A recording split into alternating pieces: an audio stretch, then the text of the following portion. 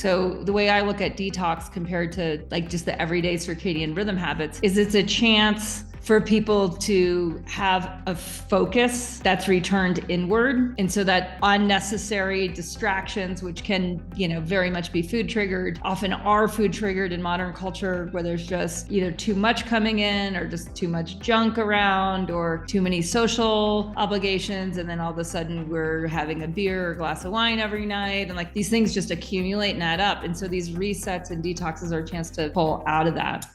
The Well Pro Show. Brought to you by futurist thought leader Kate Stillman and the team at Wellness Pro Academy.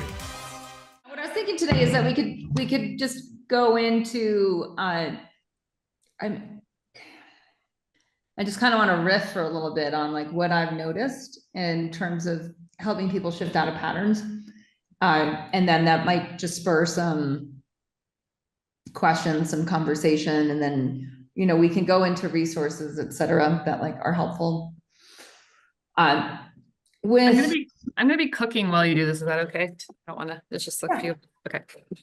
Yeah. Okay. Cool. Sure. Why not?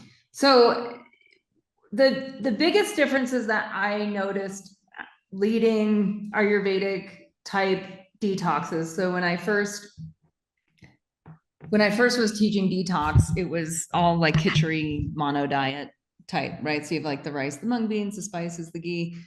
And what I noticed from that was that it was effective in terms of helping people clean up their diet, but it was really tough for people, I think, that already have like too much, like just too many carbs in their diet, and they would just overeat it essentially. And so then, we went into master cleanse, juice cleanses, like all of these other more liquid-based diets, a lot that were based on kind of more like a microbiome diet with a lot more living liquids and high enzymes, high prana. And that seemed to broaden people's skill sets in terms of foods that they would then stick with later down the lane. So I just want to talk a little bit about this, of like which detox for whom, and in part just to inspire you guys in what you're doing. And also to say, like, we're living in a made up world, and I made up, I just gathered things and tested them out in my community, and I've learned a few things that I want to share with you all today. And it's not like,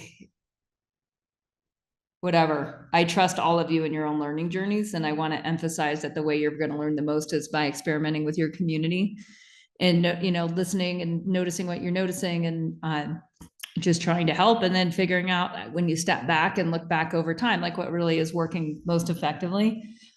I get really triggered by wellness pros that aren't results focused. And the reason is that if we are results focused, then more change happens, more transformation happens.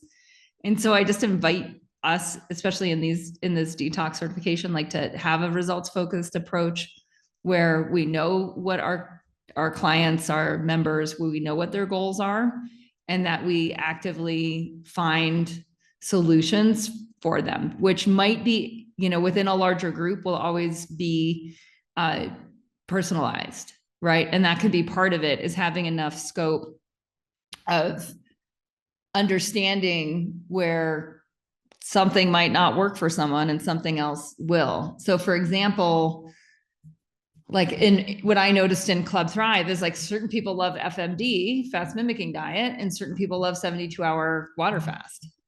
And they do the same thing. But for certain people, like for me, I can't water fast right now. I have done it in the past. I'll probably be back to it in the future.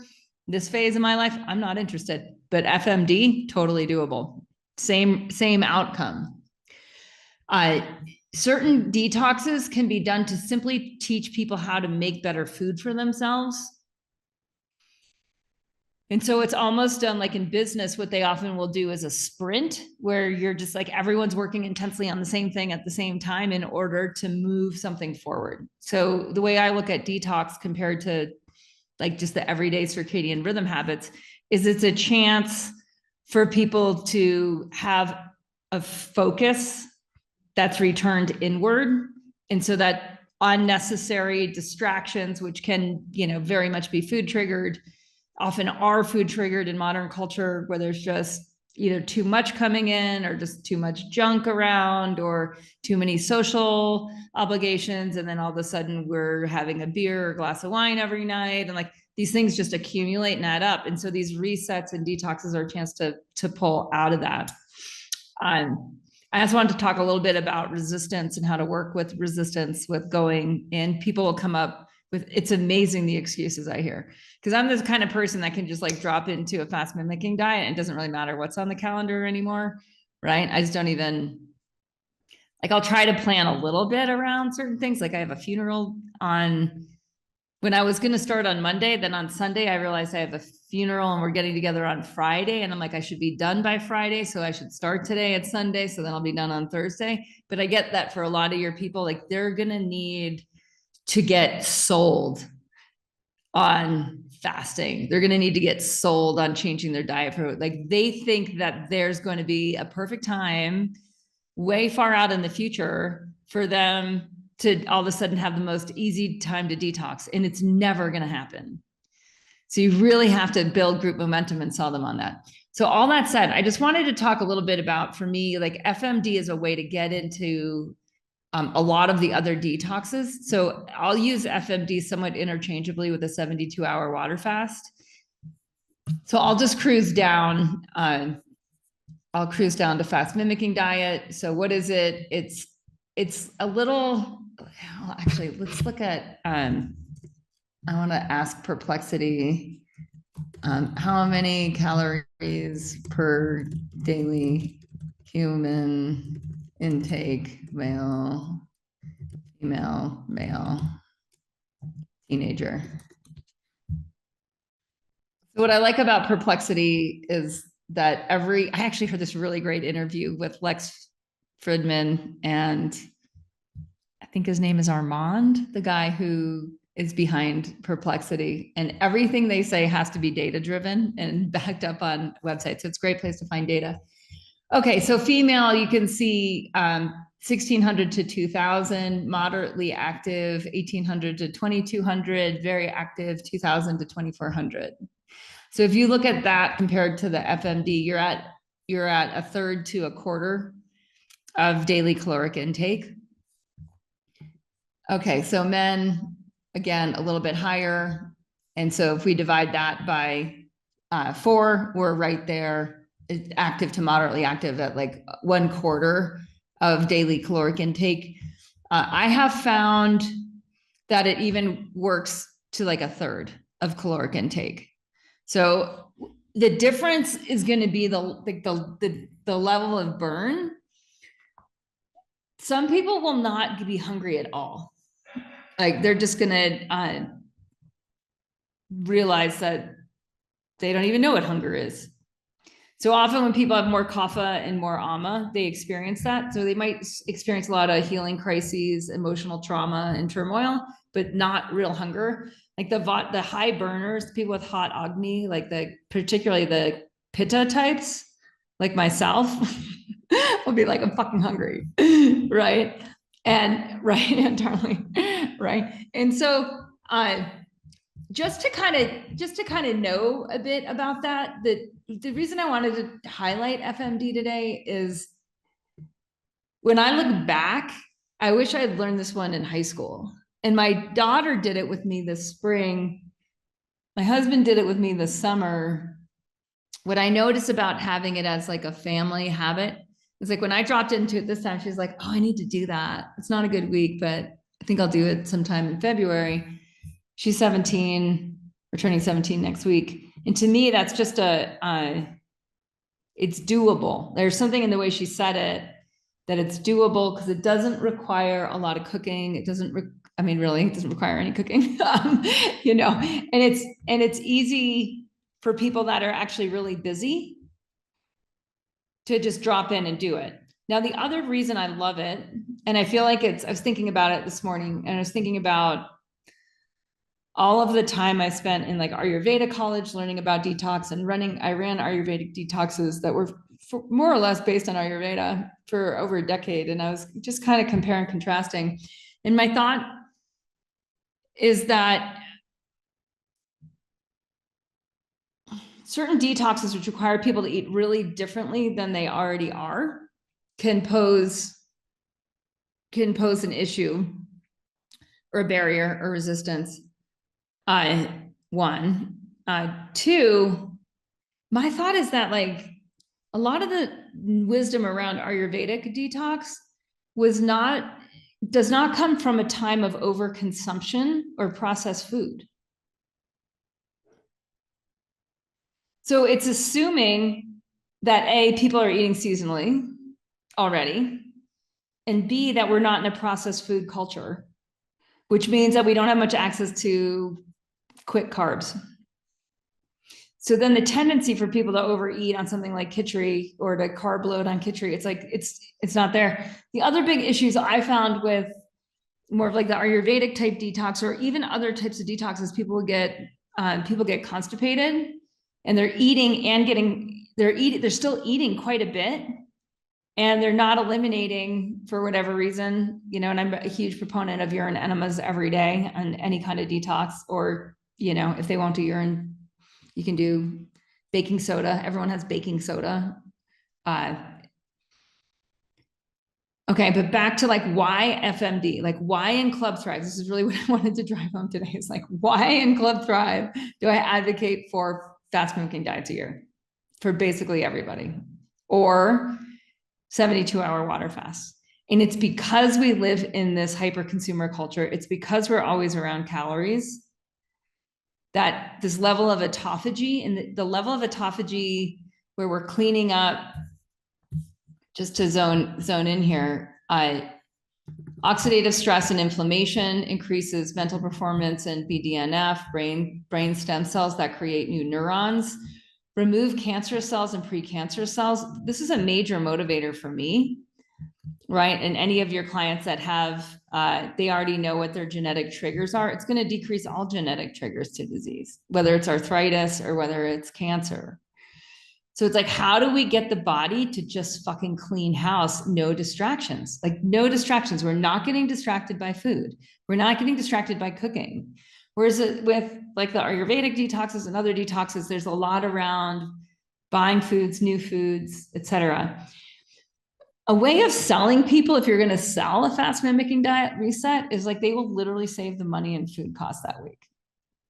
I buy nothing, right? Because there's already at least 500 to 600 calories a day in food and around in my kitchen and everybody else's kitchen. Like we all have this stuff in our pantries. Okay, so the other thing that's going to happen, this is wild, increase lean tissue mass. So it's like the body's going to take fat and build it into muscle, which is kind of wild. So decrease in fat tissue. The fat tissue drives the cravings. So if you're working with people that are like, who here has people that are like, I have cravings, like I'm craving the crap, or I'm craving the stuff I don't want. Yeah. Okay. So that's also good to do in like the marketing or the selling, even if it's people in your club and you have to like resell them on doing this stuff. I feel like I'm always like reselling people on why we do what we do. Let me pitch you on this. So the fat tissue, it stores the endocrine disrupting chemicals. So say someone's just like, oh my gosh, I love the chips. And you're like, really, what kind of chips do I love? Oh, I love the Fritos, or I love the barbecue, or the blah, blah, blah, right? There's endocrine disrupting chemicals in this stuff, or I love the candy, or that whatever it is, right? It's like the actual, what is in the fat tissue is causing the cravings.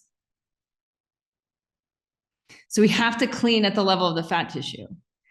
So what's the fastest way for us to clean at the level of fat tissue? It's fasting. Fast mimicking diet is just a way of like having these little baby mini meals and things like broth. I'm a huge fan of the broth. Right? Pacifies the nervous system. I don't like animal broth as much as I like bone broth right now. I mean, sorry, as much as I like veg broth, but I'll use heavy roots in it. And it's just like this yummy nectar, pacifies my nervous system. You can really tailor it to everybody's body type. And that is what I use most, is broth. Love it. Love it. Love it. Yeah, and you can really get them interested in spices and the spice water or broth that has the bay leaves or right, all the things. You could make a beet and cardamom cinnamon dessert broth. Yep. Oh, so good. So good. Okay, so increased gene expression for long periods of time. This is again why it prevents, oh, come on, go away, Grammarly. I don't need you right now, Grammarly. Here we go.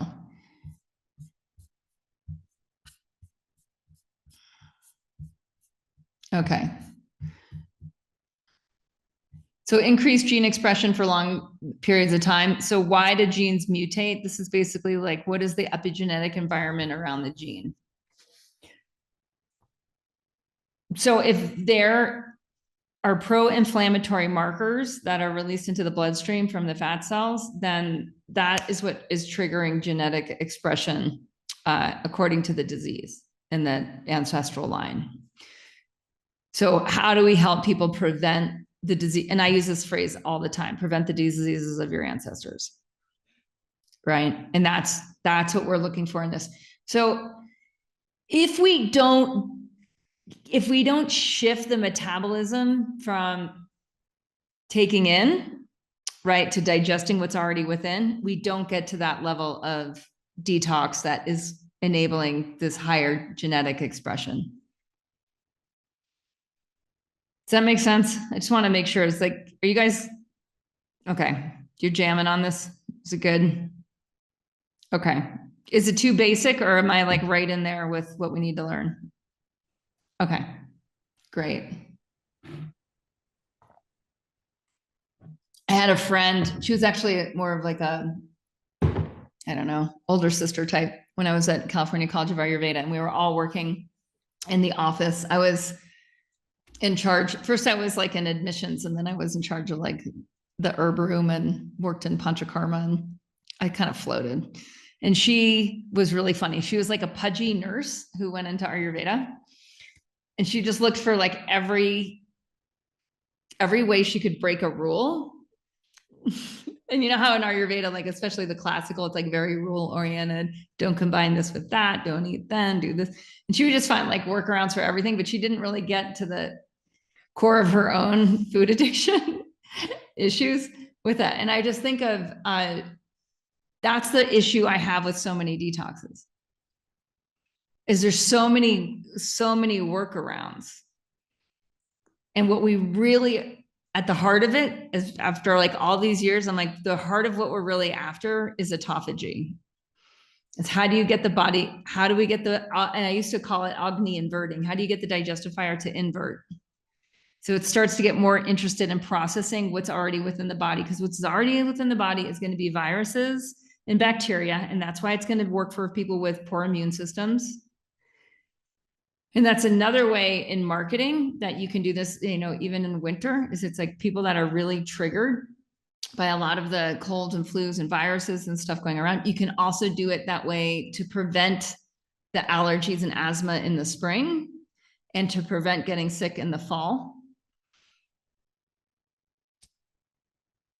So how are we going to get the body to really, really digest what's in there? Okay. That's why FMD, or 72-hour water fast.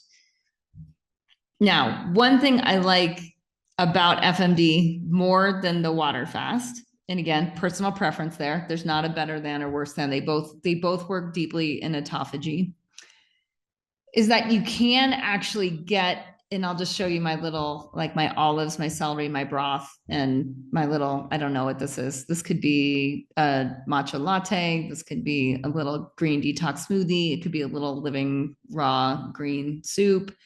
Is it can help people shift into microbiome diet, where what they're eating are just foods that the microbiome's feeding on.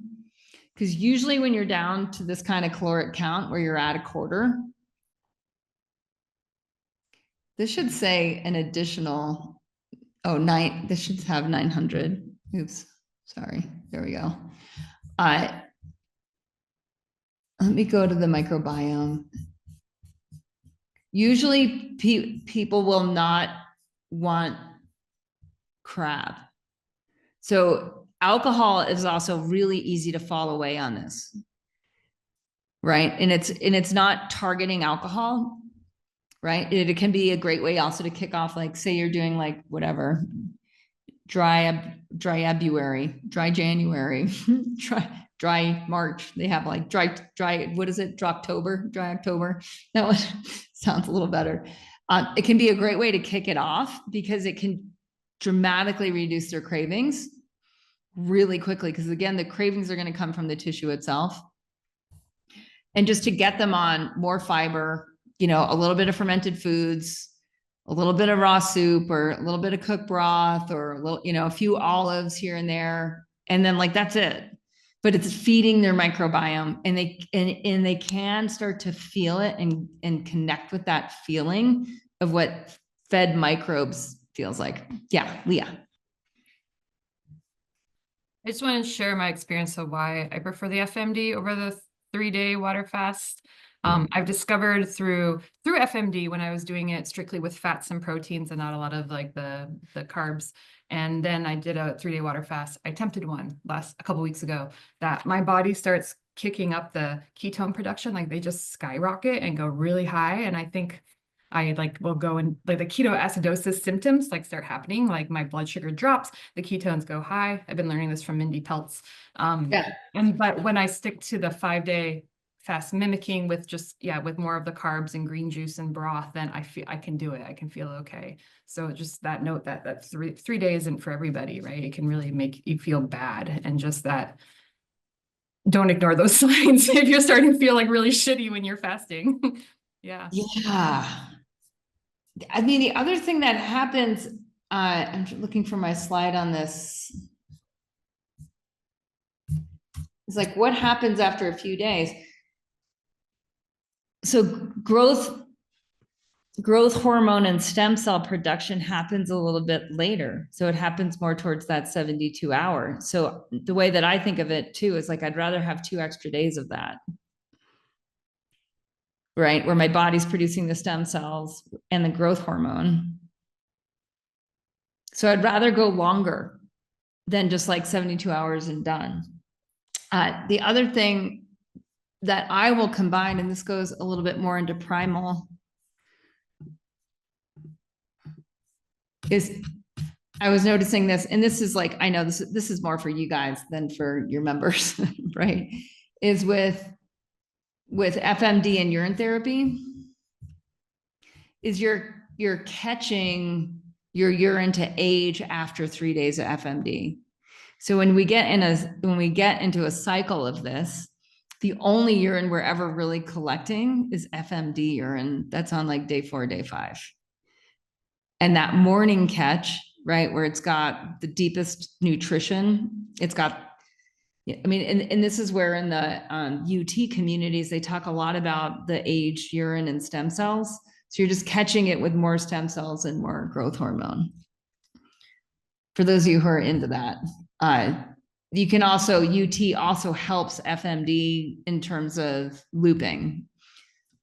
And again, that's like pretty black belt, not for everybody, but is something that the more intersection there is with communities that fast and communities with urine therapy, is it's a really helpful overlap because of the hydration, the electrolytes, that it's probiotic, it's alkaline, it's oxygenated. So people often find it's kind of like the broth. It's just people find it easier. Okay, so one more thing, and then I'll get off my little FMD kick on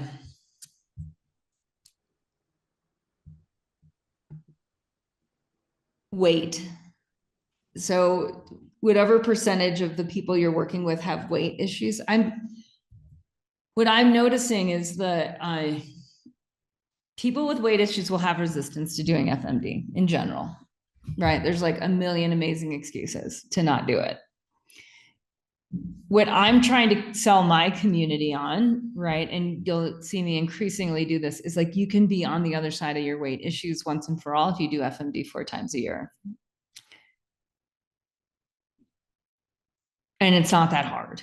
Like the first few are hard, and then it's not that hard. Now, there are, depending on your whatever, your politics, depending on your belief system, depending on your community. For people that it's like really hard for, and you'll see me do this more in the future than I have in the past. I mean, I've done it a lot in the past, but not as explicitly, is the, I'm just going to open Uninflamed and screen share to Uninflamed. The easiest way for people to get into it who are super resistant and need it, because they, you know, when you're like working with the same weight loss client for like 5 fucking years or whatever, and they're just like up, down, up, right? And you're just like, get over it. Like this is the easiest way for them to get over it, because it's going to change their fat tissue, and they're going to start having the feeling of what it's like to thin their fat. And then it'll reset. Their body does a reset where then their stomach is shrunk. They're not as hungry. They don't need to overeat. And they're way more aware of how they're wasting food inside their tissue. And it's magical to me, like how this just happens. And I've just seen this for so many people over so many years, that it's like, it was just the key. And it wasn't, I just want to emphasize, it wasn't a change in diet. They weren't dieting. They just did FMD. And then their diet changed. They just did FMD, and then they stopped overstocking their kitchen with all this food and buying all this stuff at Costco and having cupboards filled to the gills and having you know what I mean? Like they start to actually empty their cupboards. They start to get to the bottom of all this storage, right? Because they stop storing in their body, they stop storing out of their body. And then there's this freedom that comes.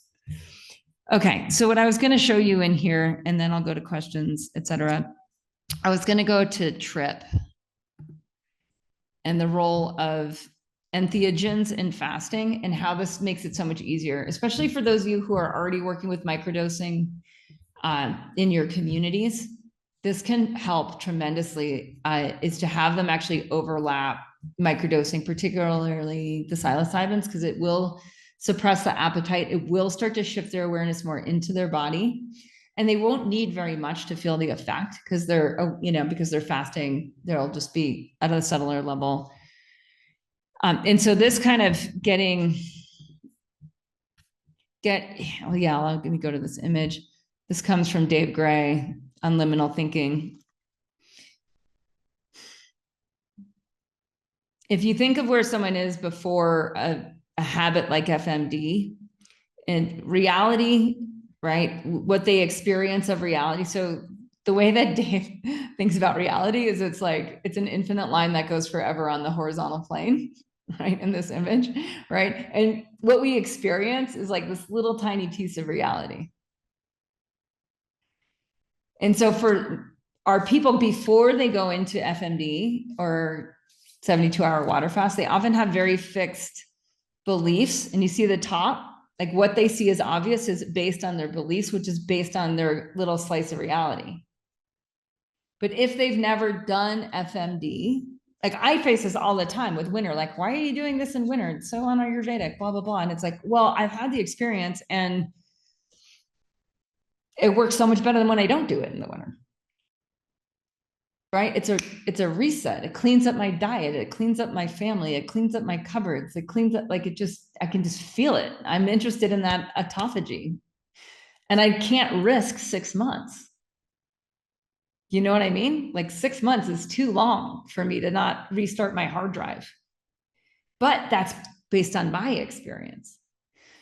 So where the entheogens can really help is, especially when people have strong hunger cravings, is it can bring them into having a different experience in a way that might be kind of fun, especially if you have people that are more rebellious or they're already on alcohol, right? And it's like Huey Lewis in the news, I want a new drug, right? And you're like, great, let's try a drug that expands your awareness, right? We'll take out the sugar, alcohol, right? We'll take out the sugar and we'll plug in a little bit of psilocybin, maybe like 100 milligrams a day, play with that. And so that can really make it so that they can look forward to it. Now, what I notice is that sometimes I don't do any at all. Like I'm just not interested because I'm using it as a focus time, that fasting waking diet where I'm like going to do a shit ton of work because my focus is going to be turned up. And I don't want any psychedelic effect. Other times, especially when I have a lot more resistance, it's the psychedelics that actually help me bring it in. It helps me like bring it in. And then there's this natural, like, okay, I don't want that now. And I'm then out. All right. Is that, I don't know. Is that helpful? Is this obvious? Good to Hey, talk about. I've heard you mention before the relationship of psilocybin and the microbiome. Could you speak on that? Because I haven't heard about that. Yeah. Yeah. And I'll pull up the study. Darlene, what's your question? My question was around the UT and what are your thoughts on adding it to living soups? Yeah, I've had this question before, and I've had some people find that like that's the way they get into UT is if they like mix it with green juice or mix it with living soups, etc. I've never been drawn to it. So The reason I asked is, I mean, as wellness, all of us, I'm sure, have tried it and we see the benefits, and it's so needed. Like yeah, a lot of people, I mean, my groups are just like you know, so how else can I go around it? Like how can yeah, living soups, because they're not heated.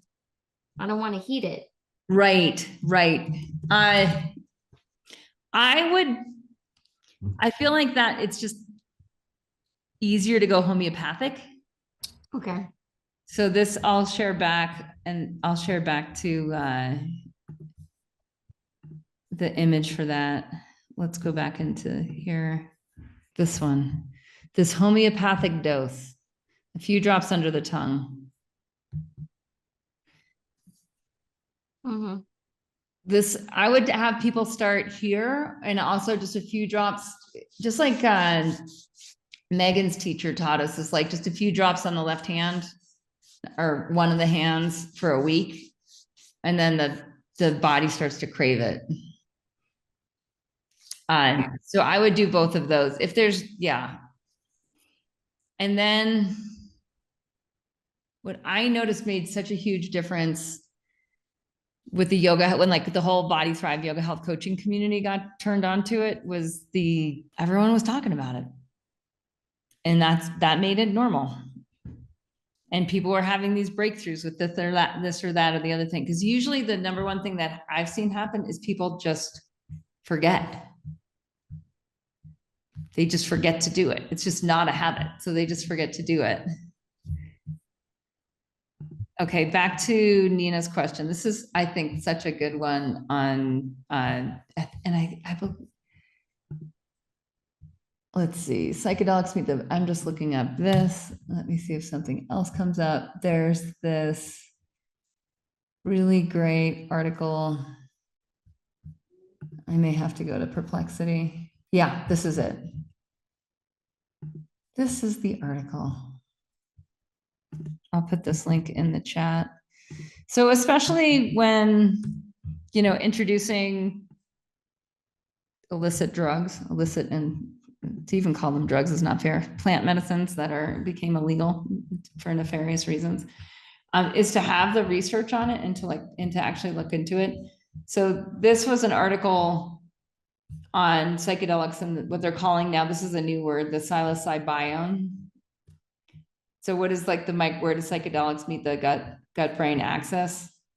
So a lot of psychedelics, including ayahuasca, will cause, and psilocybin will cause a purgation effect, where if there is a lining and if there's something coating the gut lining, if there's ama or undigested food, if there's mucus in the gut lining, it'll just peel it out. It'll also peel it out of the sinuses. So, often when people are tripping and all of a sudden they're crying, or all of a sudden they're belching, or they're coughing up junk, and it might happen with a lot of emotion. Like, so the body's creating this emotional trigger for a physiological release that's happening at the level of AMA, or undigested food, that's stored as like a mucosal lining, whether it's in the sinuses, in the mouth, and in the stomach lining, in the colon, and it'll start to just purge it out. So some people have the runs, some people throw up, some people will cry, some people will have, like my daughter, when I did a ceremony with her and she was turning 15 or 16, she just like all this mucus came out. She was a snot fest for like 4 hours. And then afterwards, she looked like she had lost that childhood sort of like chubby look, you know, that like little, and she looked like her adult self. Right. And that's common in a heavy dose. So we can combine, those of you who are, you know, adventuring more into this territory, you can absolutely do like FMD with a macro dose and do it as a complete vision quest, you know, where people are just going in and they will physiologically shed the layer because of the psilocybe effect. And all this, you know, all this information in here, they don't know, but they're just seeing that there's a lot that tends to happen. And this kind of goes into what's happening in the body and why does it cause this acute alteration in the microbiome of the gut-brain axis. So it's definitely worth anyone who's experimenting in here. It's really a great, this is, I just think one of the best articles to come out in the last few years. I just want to talk about that for a second, like the connection between the physiological response to the psychedelic and this whole like gut brain activity is often people have these big realizations with psychedelics, right? Like in the guided trip where they have this aha, like, oh, I don't need to do this anymore. I don't need to be that person anymore. So there's the shift into identity evolution that happens. Now, the way that I would look at it in terms of detox is simultaneously, there is a shift happening in the gut microbiome that will change the cravings. So say someone's been addicted to crap, you know, whether it's Doritos or whether it's alcohol or whatever, the actual shift that's happening at the gut microbiome level is like they're literally changing their gut microbiome chemistry. And that's why it's having it's purging the dysbiosis, right? And that's where you have this like snot coming out, whether you have vomit, whether you have loose stool, whether you have gas, some people have a ton of gas, like all these signs that the body is releasing, starts to release. And then the actual community of microbes has shifted in the gut. So now the cravings are different. So it can be also just a gateway for someone who's like really addicted to the same stuff. Maybe is carrying extra weight, maybe isn't carrying extra weight, but just is addicted to the same stuff and just wants that shift, just doesn't want to be addicted anymore, is you can shift the microbiome with the psychedelics and something like FMD, where then in that limited number of calories, that, you know, 1/4 of calories to 1/3 of calories a day, where they're just taking in really good microbiome, prebiotic, probiotic foods. And then all of a sudden they're just like, oh my gosh, I feel great. You know, my microbiome feels great. And then they have a tool to use it as a reset. You guys have heard the story of my dad, right? Of me, has everyone heard the story of like me dosing my dad and him coughing up? So he went from stenosis in his GI tract to like coughing up like literally a cup of mucus. So that is an example of like, do you see, it's like that was hardened, that was vata hardened ama. Yeah. So that's a little bit of where some of my experience comes from. Yeah, Lisa. So for most of my life, when I've never done mushrooms, but when someone has around me, they do have this big life-altering experience. But I have family members where they do a lot of mushrooms, and I'm like, why haven't you had this experience? But maybe it's just because they're taking in toxicity in so many other ways. It's probably set and setting. So if they're doing it with the intention of having fun and like having a more like, I don't really like the word hallucinogenic, but a more like visual or visual experience, then they're not, it's like the intention. So that's the, like, set the intention, and then the setting that they're in. If they're doing it, have they done it for therapeutic reasons, or have they just done it for more of like the party or connection to nature? I think that underneath there is a want for the medicinal effect, but it's almost like they won't admit that to themselves, if that makes sense. But on the surface, yeah, it's more of a party type of thing. And then they're usually smoking a lot of weed and like just taking in a lot of negativity in general. Yeah. So I was thinking maybe that's why. That's a good that would be the setting part as well. So a set and setting, you know, if you're doing, it's like doing it as ritual and ceremony, and everything with detox to me just goes back to ritual and ceremony, right? Like if we look at like the history of fasting was done as sacrifice. I really love Jordan Peterson's work on sacrifice. So the idea is that all of human purpose, in his belief, like all of human purpose has to do with sacrifice. So if you're living in purpose, it's like, because you're sacrificing hedonism, if you will, like this hedonistic tendency for a greater good. Right. And so the fasting has so much, fasting was always done as part of these sacrificial rituals, right? So like I'm sacrificing pleasure right now to hunger, and to hunger is awakening me to what I'm really hungry for. So I'm awakening to a deeper purpose.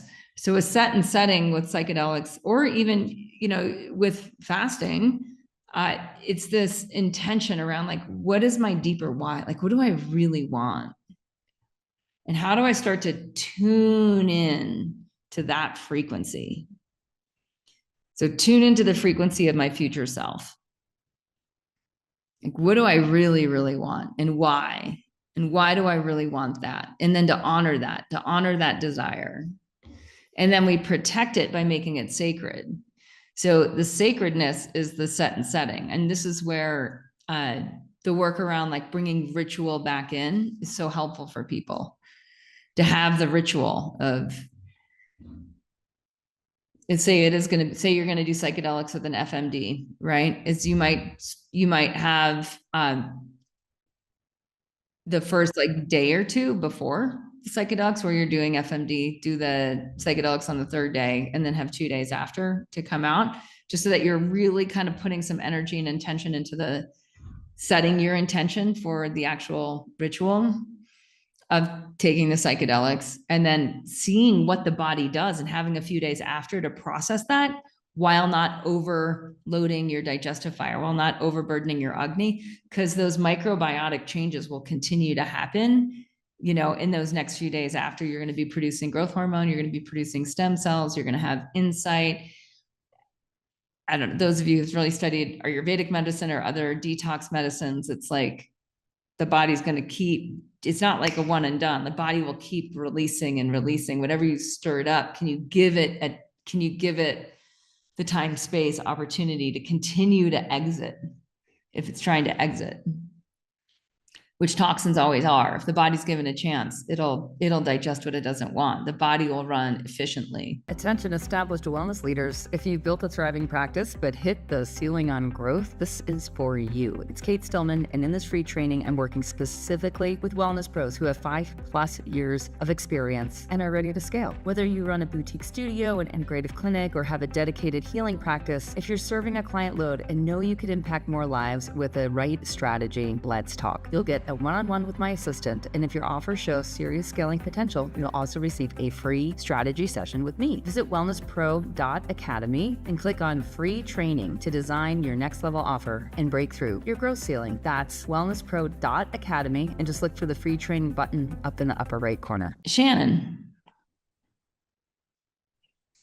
Wow, Kate, there's so much good stuff in this. I'm actually one of the things I've been considering is how to pull in my work with plant medicines into club. I hadn't even considered bringing it into detox, and so I'm having all these like cascading realizations, and lots of other good stuff from what you've said. But the question I have right now is, it's really about what you were saying about making that detox super simple. And I'm really connecting with what you're saying about FMD and about how they're not even changing their diet. They're just they're just doing the FMD with the diet they already had. They're not having to cook something new.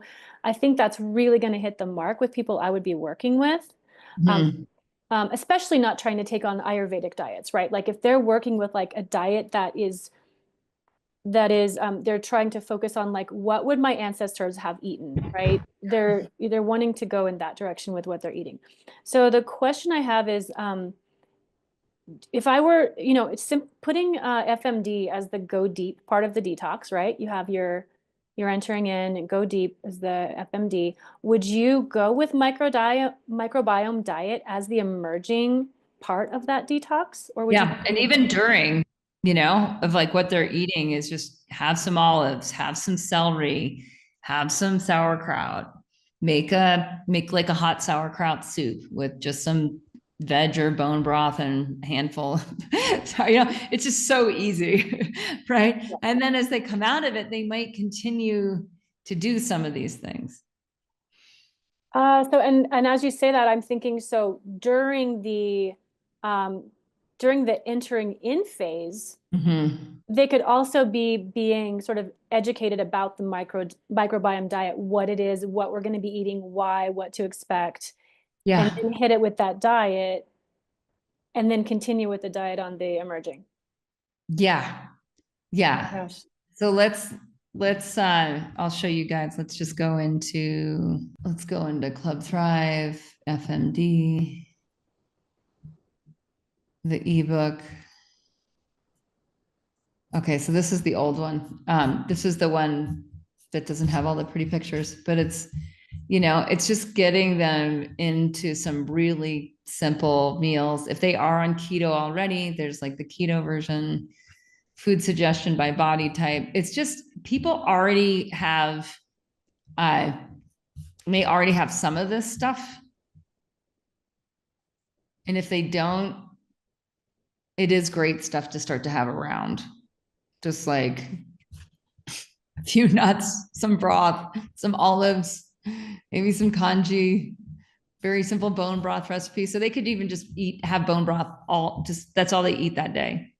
And that would be really nice in terms of like psychedelics as like an ease in, is just to have a really good bone or root broth with some olives for some fat and protein, just like really easy. Again, we're trying to bring them into their inner world and away from like the fun Thai food and the fun, hamburgers and meatloaf and pizza and like all that. That's probably not what they're eating in Oahu right now, but you know what I mean? Like away from just the so much and into so simple. Yes. Yep. It's beautiful. I think simple is going to be the word for the detox, right? Because there is so much, they don't want to learn necessarily a new recipe or have to buy new foods or feel like they have to add something else to their list. Like that's going to be overwhelming. So if you just say, no, literally go and buy these 10 ingredients and you're going to be good for the whole thing, right? Yeah, exactly. And you're going to be good for the whole thing. And that's why when I was doing the simple detox, it was like, look at this, a 14-minute lesson on sipping hot water. Yeah. And it's just breaking it down to like, so let's just start with getting hydrated while we're simplifying before we even get in and just helping people like this one with like space consciousness, getting people more attuned into, it's like, so when I looked at, when I started teaching detox, it was before the detox industry had really sprung. It was kind of before like yoga had become popularized in the US. And when the detox industry sprung up here, it was very driven by what we're consuming. So it was like, buy this, eat this, take these supplements, buy this mix of stuff that you need to take these certain herbs, right? It was very much like, buy this special way to detox. And this is kind of where I'm going with the FMD, you guys, is like, after whatever, 20 some years of doing this, I think I'm close to 25 years of doing this. It's like autophagy just happens when we stop taking in so much stuff and we start to have more consciousness around space, setting space. So you don't need to buy anything, right? There's no like special thing. Like the body will just detox, right? And we can help it by being hydrated. We can help it by, you know, having some microbiome foods. We can help it with some psychedelics. We can help it. Like, there's all these different ways that we can help the process happen, but we don't need to buy anything for it. And I think for a lot of your people, just understanding that, especially in the beginning, where it's like, hey, eat whatever you want. Just, you have to cut your calories back by 3/4, right? And they're going to find like, I don't want to spend it on the wine. But even if they do, you don't care, right? I mean, that's kind of wild. And they don't have to cut out the black coffee or the tea or the latte. It's just like, you want a latte? Great. That's all you're having that day, right? If it's a whole milk latte, you can have half a frappuccino. Okay, can I say like that what you're talking about right there was my entry into detox. The first time I heard you talking about that when I did like a detox with you, I don't know, 8 or 10 years ago, I don't have to change what I'm eating. I'm going to eat exactly the same and I'm just going to do meal spacing and intermittent fasting. And I was 30 pounds overweight and I lost it in 2 months. Oh, wow. And I was eating my same diet, diet, right? So I'm such like a poster child for this. Like, don't not do this because you think you need to do something different. Just eat what you're eating and change the timing. Yeah. And that can be your whole marketing message, is like, you're learning your story, your experience, your method. This is what we're doing. And you can, you know, and I know Leah also talked about people being overwhelmed. Like there's just, obviously Darlene's eating people that have food addiction, right? That there's so much to like, we don't have to change a lot of things, but we're going to do this together for a few days and you can do it. And even if you cheat, that's fine. Even if you do it 70%, it's fine. It's fine. Because if someone's cutting their calories in half for 5 days, a lot will happen. A lot will happen. So I am not an advocate of, you know, it's called fixed mindset, but of like, I'm not into like the A+ do it perfectly. I'd much rather someone got a B- and was able to do it again and again and again and cheat their way through it. No problem. Because they're gonna, like, things are gonna change. Yeah. And just that message, you guys, like we used to send in like this email campaign of, it was like espresso and green juice, like things like that, that humanize it. Or like, can I take psychedelics when I'm fasting? You know, it's like those kinds of things will pull your type of people in if you're into that kind of a thing. So using yourself, instead of putting this stuff on a pedestal, which pushes it further away. You know, so many people have been exposed to the all or none mentality. It's like, for those of you who taught yoga or teach yoga, when people are like, oh, I can't do yoga because I'm stiff. Right? It's like that. You got to make the yoga for stiff people class. You have to make like the fasting for the food addicted. Like you've got to make it, give them an, you know, or like detox for people who love drugs, who love entheogens, who love detox for people who love psychedelics. Like, why not? You know, just humanize it right on your vibe. Yep. Leah. Yeah, I'm just glad I'm here because like I've been leading my own detox kind of in the style of Panchakarma like for a while, and I've been shifting away from that too because it was just like what you said, that like the khichdi diet and the high carbs, and it's not really shifting. So it's not as, there's not as many results that I've been seeing with my people with it. So I'm feeling inspired to more just kind of get that model out, focus more on the meal rhythm and timing and more emphasis on FMD. So yay. I'm curious though about like, because the importance of flushing the intestinal tract, because you know in Ayurveda that's a big deal, and then I know the liver cleanse does that as well, has that effect. Yeah, I just want, if you could speak more to that about like how necessary is that for like if you really want to have a successful cleanse, because I know there's, you know, you release the toxins. Yeah. Anyway. Yeah. So yeah, let me go back into let me go back into tip sheets. I know visual is helpful. Okay, so we can look at a few things. So liver detox plus FMD, like this is often fairly easy for people to do together. Okay, so the first thing I want to say about this is I am, in general, in my club and with the people I'm working with, I am looking at creating a habit, a seasonal habit out of detox. So it doesn't have to be like all or none every time. I'm just looking at how to press your reset button every season. And the reason is that that's what nature used to do, right? Like before we lived in controlled environments.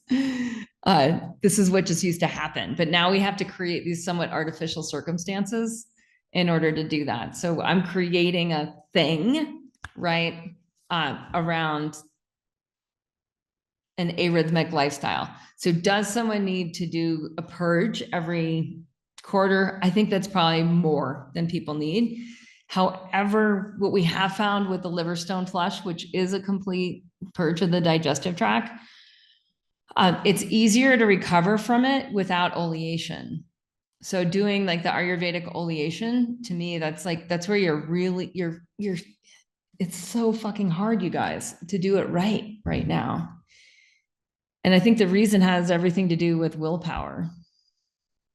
Right? Because if you're looking at doing doing oleation, so this kind of level of having ghee is you guys, anyone that's like sick, like really sick, where they're just already out of the world, do you know what I mean? Where they're already like outside of culture, they're already in a depth path. Meaning like people around them are doing all different things and they're just like totally not tuned into everyone else. They're totally tuned into what they need. Cancer does this really well. Most scary autoimmune diseases do this really well. Usually death does this great. Like there's a number of amazing triggers that do a death path, losing a job, scary diagnosis, like all those are amazing. With those kind of people, you can go deep into this kind of a detox with oleation, where you then do the oleation and then you have to purge afterwards. So the purge in Ayurveda, they might use castor oil, they might use Cascara sagrada, senna, something that's gonna salt water, milk. Those are kind of gross ones, really good with kapha, but totally gross. And then this really slow rebuilding of the digestive fire. I have just seen this go sideways so many times and experienced it going sideways in myself, where you don't get back to that same level of Agni. And then you have long-standing digestive issues because like you've basically fucked with your digestive fire and you haven't had the discipline to stay in that very disciplined diet, which can be a couple of weeks after doing this. So what happens is like people are like, yeah, I'm going for it, I'm doing oleation. And then like 4 days after their purge, they're like, oh, there was a party and I had pizza. Or there was I was invited to this thing, I had to go to this wedding and I ate, and all of a sudden they now have a whole layer of issues on top. FMD doesn't do that because it doesn't have the oleation. So what I found is I got, just more experienced in guiding groups, was that if someone wanted to do oleation, I was like, you need 2 weeks on the after, or don't fuck with it. Right? It's just the stakes are too high. And I didn't feel like that was well taught in Ayurveda school. There was this kind of this, even doing Panchakarma in India, there was sort of this, it was almost a belief that discipline didn't have anything to do with it, or that emerging wasn't an issue. And it's just not what I experienced. The time that I felt when I'd done full Panchakarma with practitioners, that I had a great exit from it. I was mostly doing, like, they made me like this much food a day. It was like total FMD. And like some fresh juice, and it was all about the therapies, and the digestive fire was just stayed really light the whole time. And that made it easier. Plus I was in a tropical climate, wearing a bikini, and was surfing afterwards, and wasn't like pulled into heavier foods. But if you're in the Northern Hemisphere, you're in a colder climate, it's just so hard to do that part well. Okay, so now let's just leave oleation out of it and just talk about the elimination. Right, so enemas, if we just look at Pooping Champ, a saltwater flush can do the trick. But what I'm really just trying to get everybody to do is drink urine. I mean, honestly, just from like the level of being the expert and not really giving a shit about cultural bias is like what'll work better for elimination. Drink your morning urine, do a urine enema. And that will just revitalize the whole stomach, small intestine, colon. So is there like for people who won't do that, like what's the workaround? It's probably a saltwater flush, like master cleanse style, where you got a quart of water, 2 teaspoons of salt, first thing in the morning, and you're just clearing the GI tract. It will take out, see, this is the issue though, for me. It's like, it's going to take out the good bacteria. The urine is not going to take out the good bacteria.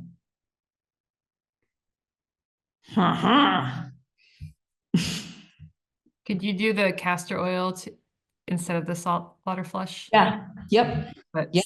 Same issue though with the taking out the bacteria. Yeah, a bit. And people, I mean, some people really have nausea with castor oil because it's the viscosity is so intense, but it is better than the cascara or the other alternatives. Yeah.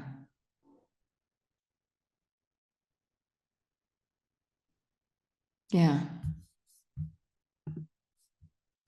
All right. Liver stone flush as a form of retina. Absolutely, Lisa. It is a form of retina because you'll clear the digestive tract with it. Yeah. So often too, like FMD, because the liver flush is so easy, right? It's way easy. I think it's way easier than any other type of detox because you can more or less eat fairly normal. You're just taking some malic acid in the morning for like 5-6 days to soften the stones. And then one day you're done eating by noon. And that day you're taking salt water in the, early evening, half cup of olive oil and some juice, more salt water the next morning. Like it's really a 24-hour cleanse. The meat of it is.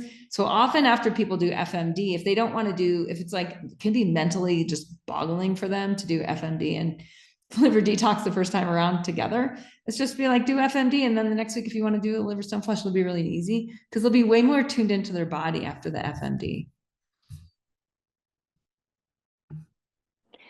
Could they do the liver stone flush as part of emerging? Yeah. Is that what you meant by the next week? Yeah. Yeah. Great. Kate, I never did the liver stone flush with the malic acid, and I had never heard of that until you mentioned it. Have you experienced both and noticed a difference? I've only done it with the malic acid, whether it was an apple juice, cherry juice, or just taking I think this last one, we just are using cherry concentrate, which is like a strong food form of malic acid. In the research on it, it just shows that it's just more effective and people have they get more stones out and it's less hit or miss. And it's because of that, the stones are hard and they soften in order to release. The other thing that we've noticed in Club Thrive with people doing the FMD is cravings change. I would also use the liver flush with hormone issues, a particular like perimenopause, postmenopause, like anything in there, hot flashes, like anything you can do to support the liver just dumping and cleansing, amazing. The other thing with FMD or with liver flush is people like myself who have a high likelihood of cancer, who have genetic cancer tendencies. There's more research on the dysbiosis and the biliary stones. So there seems, it's like, the research is kind of nuts, but it's like, basically people that have cancer tend to have dysbiotic biliary stones or sludge that's dysbiotic. So it's like the cancer is breeding at the level of the organ and then releasing into the blood and then finding the cavigunia, the organ of weakness, etc. So I was working with Claude this morning. Claude is like my chat GPT. His name is Claude. It's actually a different IO. It's Claude.io. And I was looking at let me screen share to this tab. So I just typed into Claude, like I want to finish all my, this is something that I noticed when I went from Body Thrive to Club Thrive, I didn't bring all the email sequences over. I used to send people like 2 emails a week of like, this is what you should be doing now, depending, and it was all start date triggered. So whenever they started in Body Thrive, they get email 1, right? So people would be getting different emails at different times. And then what I found, I was actually in someone's record and I was like, oh my gosh, she was someone who had been in Club Thrive, Club Hero for like since the beginning, a couple of years, and she'd never gone through, I saw she never went into the lessons, the 6 core lessons in Club Thrive. And I was like, oh, that never used to happen. And it was because I wasn't emailing people in. So what I'm looking at is like, how do I just, while I'm building out all my emails for basically the entire year for club members, how do I incorporate the detoxes? So this is something I would recommend doing, is just organize it for the whole year. You know, it's January, just look at your whole year, look at what you want people to do, use Chat GPT, use your themes, use your tip sheets, and just actually make your whole calendar and your emails for the whole year so that you don't have to rely on what you feel like doing in March or what you feel like doing in May or what you feel like doing in June. This way of operating where you get like up and out of your business and you just look at your clients, you look at your club members, and you say like, what do they actually need? If we were to do this year, what would drive results, right? Like, what do I want them to do? Then can I just once and done do all the campaigns? If you have, are you guys using something like MailChimp or something? Yeah, MailChimp, great. So you just put it all in MailChimp and then have the ones that are date triggered, right? And then you can have campaigns. So I also have the campaign. Actually, I'll show you this is an old version of a Body Thrive sequence. So this was like Q4 of like, this is what we're doing week by week. This is an example of, we're just going through the habits one by one because it's Q4, it's more advanced. And I'm just telling them what to watch. Here's some tips for the week, you know, like a little quote. But this is stuff that if you do this ahead of time and it's just done, yeah, right? And then when you're talking about your club, it's like, yeah, we do 2 detoxes that are around the equinoxes. We do 2 challenges that are on the solstice. It really helps because culture gets a little chaotic and we know we need to reset. And that just helps your prospects feel the solidity of what your offer is. You know, so it's not like, yeah, we may do this then. It's like, no, this like, because you've already planned the campaigns. It's like, just, this is what we do then. And then that helps people get grounded and pull in. So that's how I would do it. I would just time block and maybe time block a day, just like the better part of a day, even if it's like you're going to get up early, can microdose some LSD for focus, pour some black coffee, just be like, I'm going to just take care of all my seasonal campaigns. I'm going to get my dates on my calendar, get your dates in your club guide, like get the emails built. You can just actually build all your little, tip sheets for the different ones you're doing. You can literally do the whole thing in one day and then load it and have it set.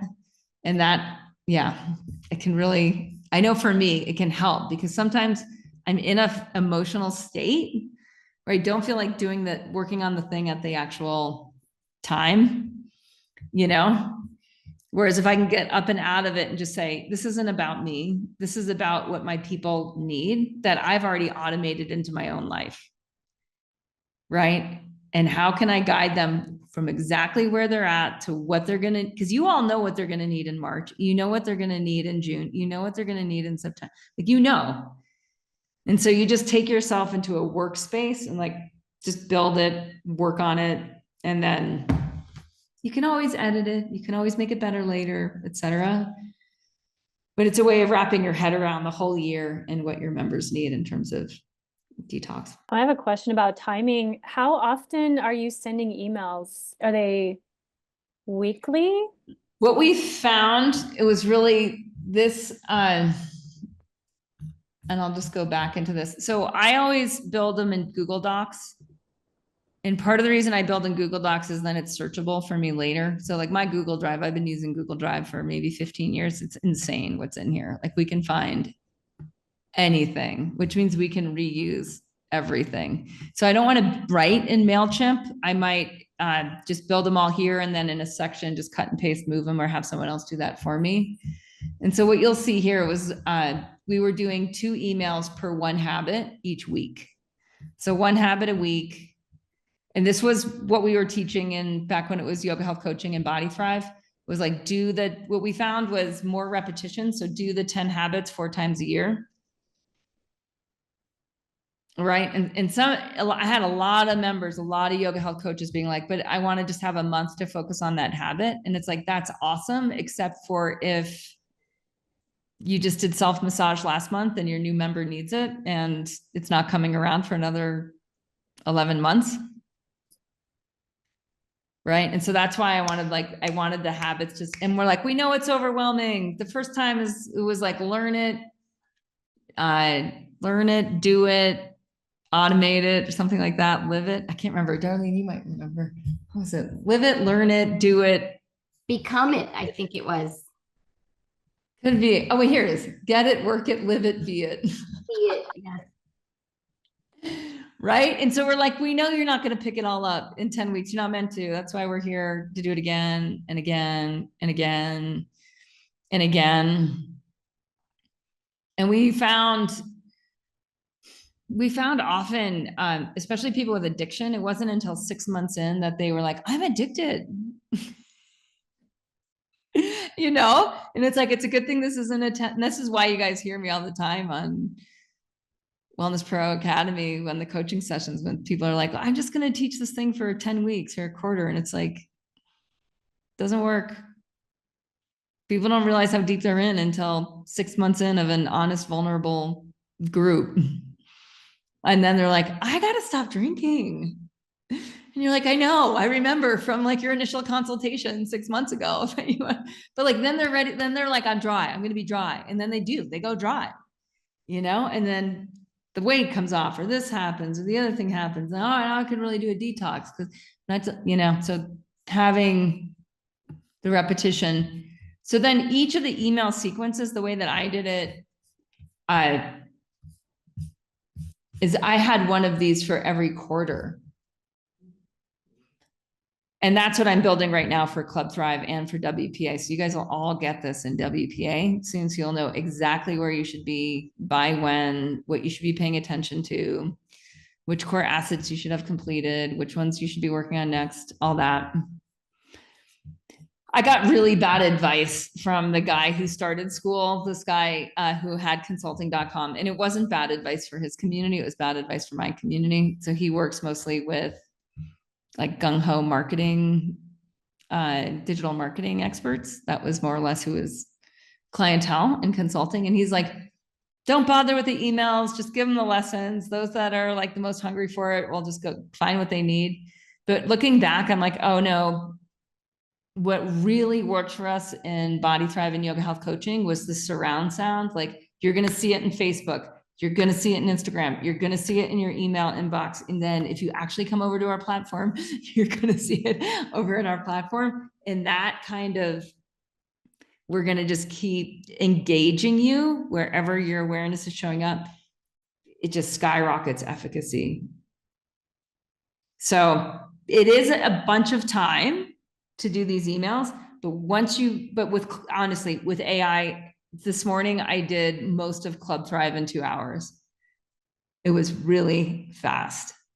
Now someone else will load it for me, but if I didn't have someone else, then it'd take me a few hours to load it. But the thing is once it's done, it's done. And then you're looking at an annual update. For me with those Body Thrive emails, that 2018 sequence was never updated. Like 2018 to 2022 for 4 years. It was just so good. It was like, it's working.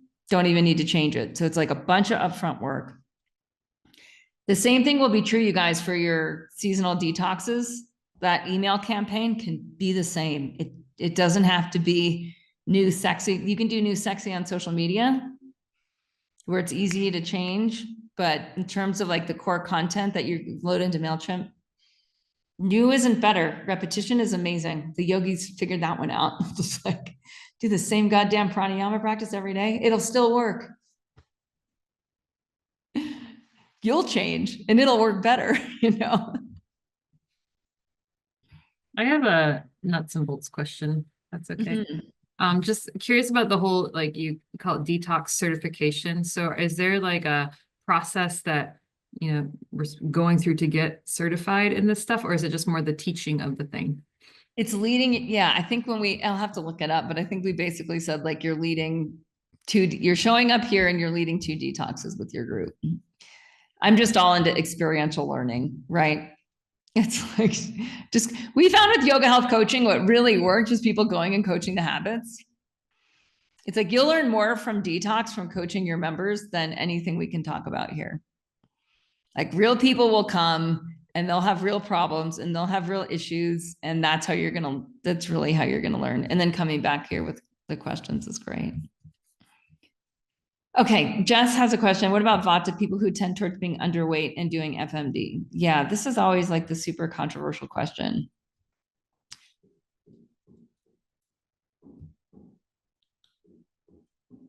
So let's separate normal weight from underweight.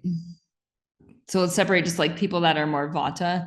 Yes, maybe not in winter. It's probably not a great time for them to do it because it'll bring up all their issues. But spring, summer, because otherwise, how are you going to get to the autophagy? Humans always used to fast, regardless of body type. Like we evolved through the practice of seasonal fasting and then seasonal feasting. And that research,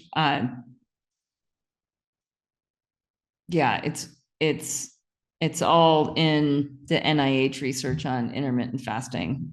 There's an interview I have with, let's pull it up. A little bit on the underweight. Yeah. Personal experience. Yeah. I have always been underweight. And it wasn't until I started Body Thrive and I went through my first detox and my first FMD. I said, you know, it's really difficult. Long story short, I am weighing 95 pounds right now. And when I first started, I was at 80. And I'm thinking, if I do FMD, I'm going to disappear. It's not going to be good. And in fact, it shifted my microbiome to where I can build lean muscle, and I gained weight that way. And I just did the teen version, the 900 to 1100 calories. And it worked amazing for me. And I got super great results with that. Now I feel like my body has changed a little bit. I'm not all Vata as I thought I was. That's My wild. body structure has completely changed. The way I build muscle is different. What I can eat, and I can actually go through a fast without it really making my Vata just go completely whack. Amazing. So okay, so you guys have that link. This is a good link, you guys. This interview with Mark Mattson on the evolutionary perspective. There's also a really good interview with Mary Jo Cravata. Do you guys know Mary Jo? Did any of the Ayurveda people know Mary Jo Cravata? She, here you can see, she's, she's super Vata ton of life, older, and she differentiates weight versus waste. And she's like, there's ama even with the underweight.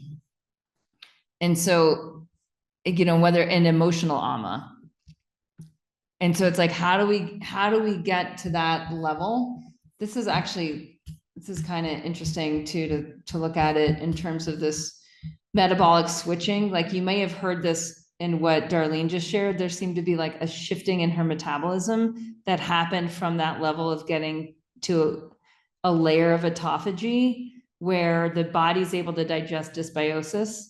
So when we're in fasting mode, the bad bacteria die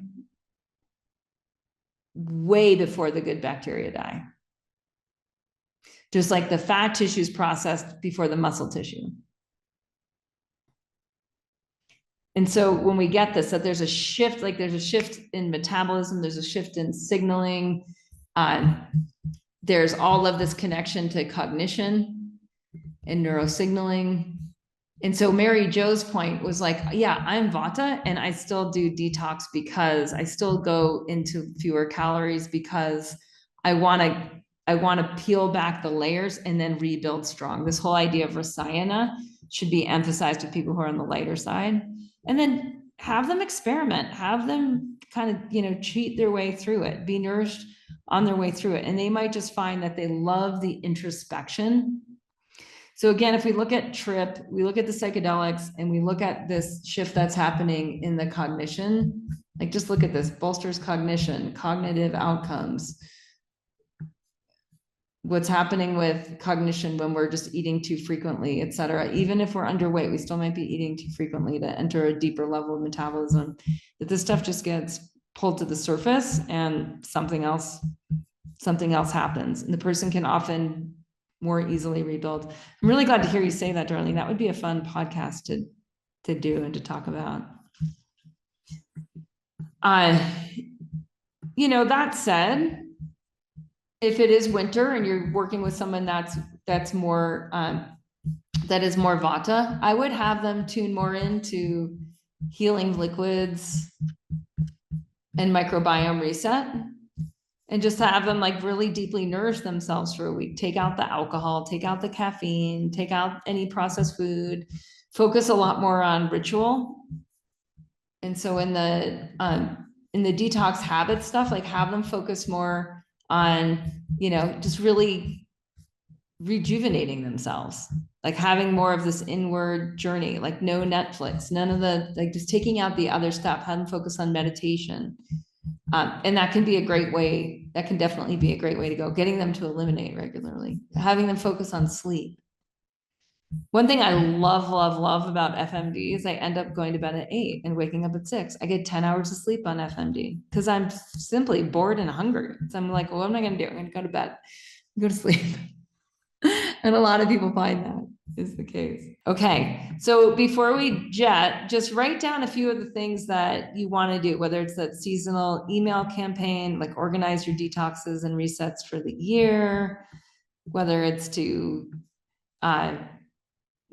promote your next one, whatever it is. Just write down what are your action steps, and then any final questions or takeaways from today. Yeah, like I said earlier, just really glad I showed up because it's helping me. And I've been thinking about my spring detox and like how I wanted to go, and I knew I wanted to shift it somehow, but wasn't really sure. So this has been super helpful. Oh, good. Yeah, I'm glad. Yeah, it's interesting to see in Club Thrive, like what you can make normal within your, not even just your club, but also like your email list and your social following, and realizing that people, whether you realize it or not, like people, the more you publish, the more people will look to you for leadership and as the expert in that. And you get to absolutely define that based on what works for you. Yeah, sorry, go ahead. I interrupted someone. Oops.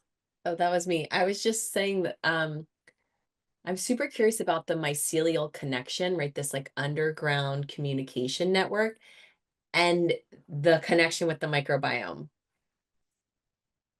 Keep going there. I mean, I can't tell you guys what, I mean, in Ayurvedic medicine, and I was hardcore, you know, in terms of like, understand the teachings, the traditions, the systems. And I tried to paint within the lines for a while there. And it's, you know, anti-mushrooms. It says mushrooms are tamasic. It's anti-garlic. It says garlic is tamasic and rajasic. It's anti-onions.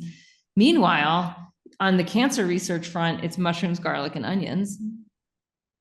Right? So it's like, what is going on here? Why were the mushrooms taboo in the Vedas? Right? To me, that has everything to do with the power of psychedelics over the priestly class.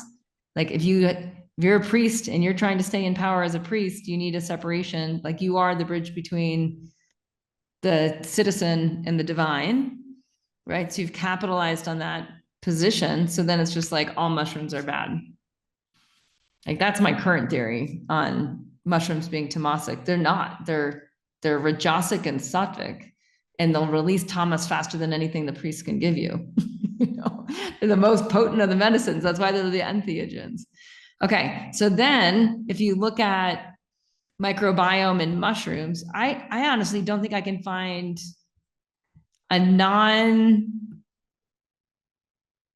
non-probiotic food, so meaning mushrooms that aren't fermented, that have as strong a powerful effect as a food on my microbiome than mushrooms, whether taken in a supplement form like Mushroom Max or like Choose Your Own Adventure with all the different mushroom mixes out there, or by simply just making like stuffed mushrooms and eating a bunch of mushrooms. It's just, I mean, you just see the difference in your elimination.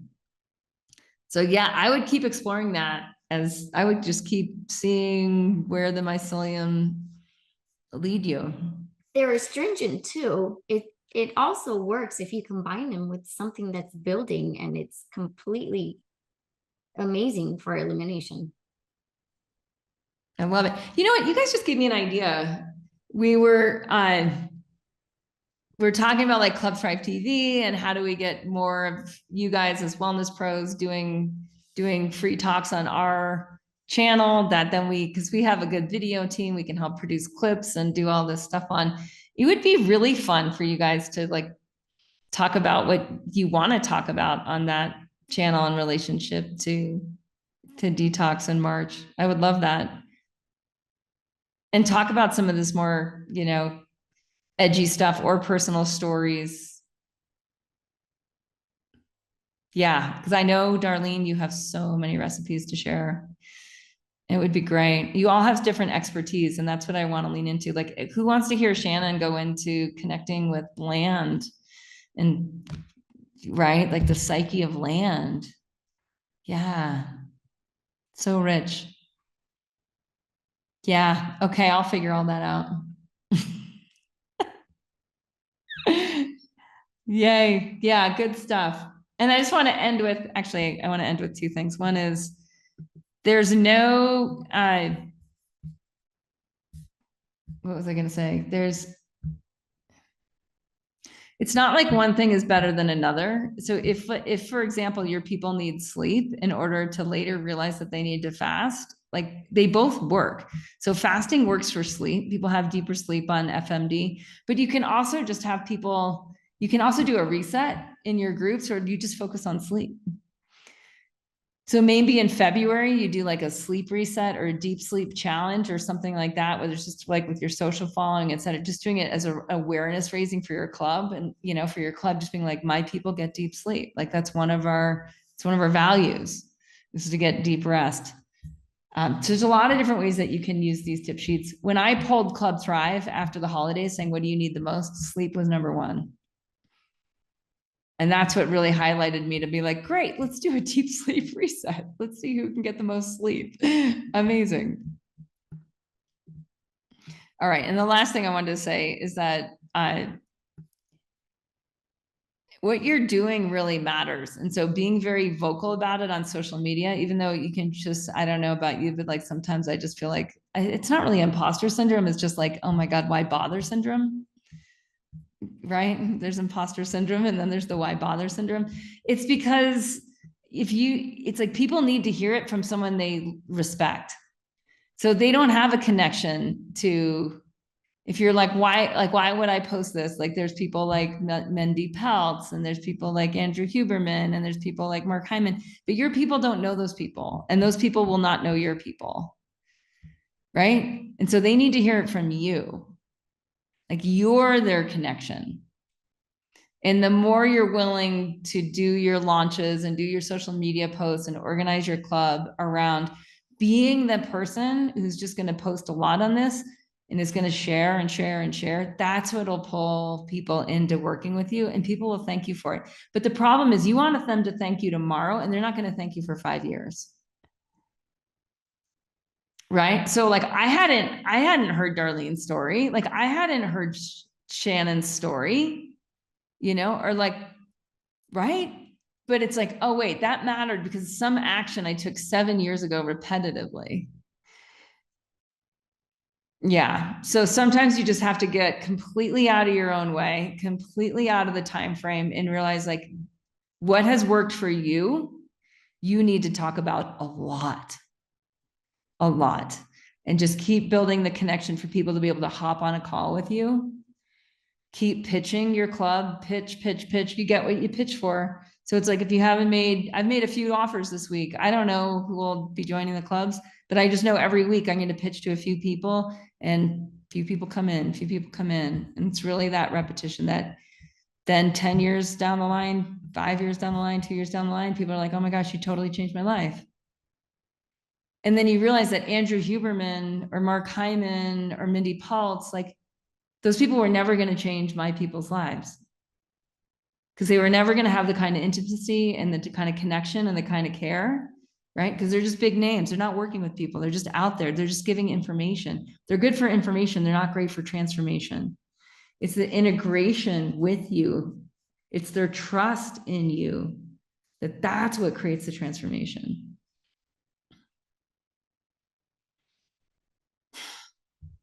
All right.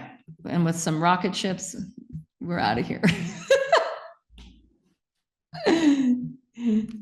Mwah. Good to see you all. Thank Yay. you so much, Kate. Yay. Balloon. This is awesome. So excited now. Me too. Let's get something going. I'm in. Me too. Yay. We'll see you in Alta. We're doing the Alta event, not the Mexico event. Alta, July 24th to 26th. Put it on your calendar. Yes. Yep.